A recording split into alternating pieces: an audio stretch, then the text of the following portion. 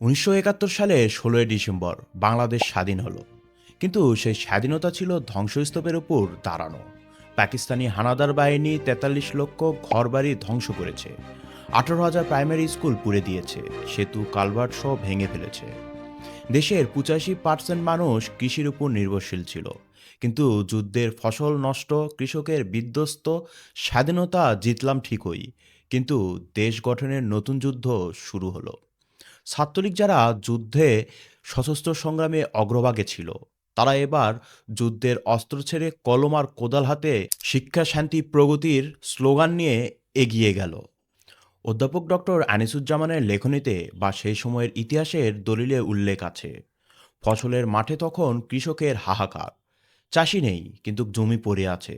তখন ছাত্রলীগ কর্মীরা স্রেফ স্বেচ্ছাসেবক হিসেবে দেশের এক প্রান্ত থেকে অন্য প্রান্তে গিয়ে কৃষকের ধান কেটে দিয়েছিল। এটাই ছিল ইতিহাসের বিরল সেই কর্মমুখী ছাত্র আন্দোলন। কেন এটি জরুরি ছিল?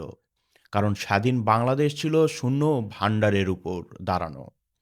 সেই মুহূর্তে ছাত্রলীগ কোনো ক্ষমতার লোভ নয়, বরং বঙ্গবন্ধুর সেই সোনার বাংলার ভিত্তিপ্রস্তর স্থাপন করতে নেমেছিল সাধারণ মানুষের কাতারে।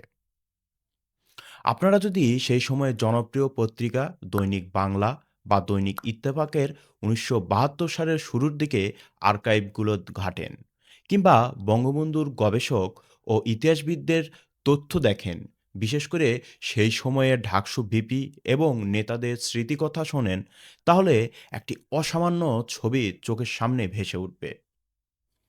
আগের ভিডিওতে আমরা দেখেছি কিভাবে ১৯৪৮ সালে প্রতিষ্ঠার পর থেকে ১৯৭১-এর মুক্তিযুদ্ধ পর্যন্ত ছাত্রলীগ অগ্রণী ভূমিকা পালন করেছে। ভাষা আন্দোলন, ৬ দফা, ১১ দফা, গণঅভ্যুত্থান থেকে সশস্ত্র যুদ্ধে, সেই ধারাবাহিকতায় স্বাধীনতার পর তারা দেশ গঠনে ঝাঁপিয়ে পড়েছিল। কিন্তু ১৯৭২ সালে এই সংগঠনে গভীর ফাটল দেখা দেয়। সিরাজুল আলম খান, এস এম আব্দুর রব, এম এ জলিল, শাহজাহান সিরাজ প্রমুখের নেতৃত্বে এক অংশ বিচ্ছিন্ন হয়ে জাসদ, জাতীয় সমাজতান্ত্রিক দল গঠন করে, যা ৩১ অক্টোবর ১৯৭২-এ আনুষ্ঠানিক রূপ নেয়। এই বিভাজন ছিল আদর্শিক।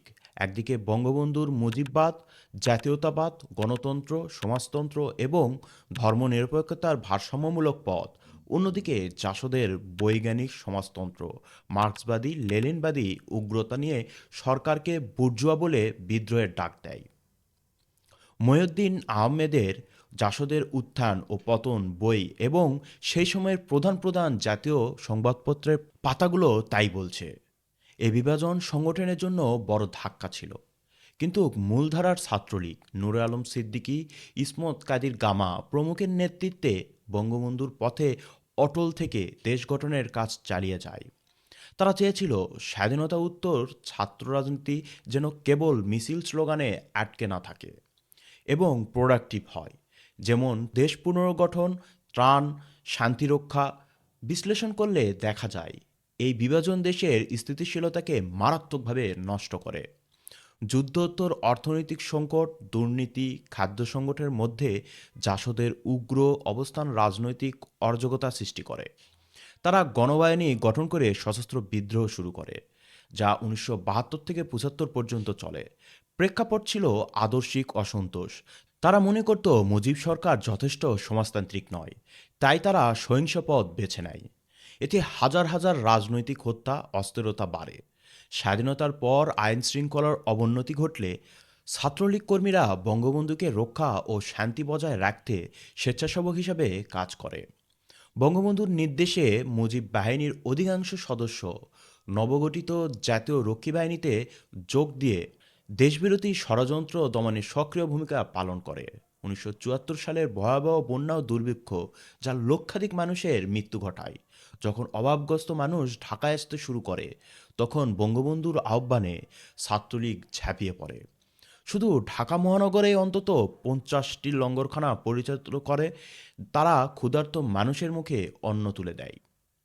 এতে প্রমাণিত হয় ছাত্রলীগ কেবল রাজপথের লড়াইয়ে নয়, মানবিক সংকটেও অপরাজেয়। জাসদের বিদ্রোহ, আন্তর্জাতিক ষড়যন্ত্র, খাদ্য সাহায্য বন্ধ, অর্থনৈতিক চাপ এবং দুর্ভিক্ষের মুখে বঙ্গবন্ধু ১৯৭৫ সালে দ্বিতীয় বিপ্লব ঘোষণা করেন। এবং বাকশাল বাংলাদেশ কৃষক আওয়ামী শ্রমিক লীগ গঠন করেন। এটা ছিল যৌক্তিক পদক্ষেপ। দেশকে একীভূত করে শোষণমুক্ত সমাজ গড়ার লক্ষ্যে এই পর্যায়ে ছাত্রলীগ জাতীয় ছাত্রলীগে রূপান্তরিত হয়, যার লক্ষ্য জাতীয় ঐক্য, যুবশক্তিকে পুনর্গঠনে কাজে লাগানো এবং অন্যান্য ছাত্র সংগঠনকে একসাথে এক ছাতার তলে আনা। আপনারা যদি চান বাকশাল নিয়ে সম্পর্কে একটি ভিডিও তৈরি করব, আপনারা কমেন্টে জানাবেন।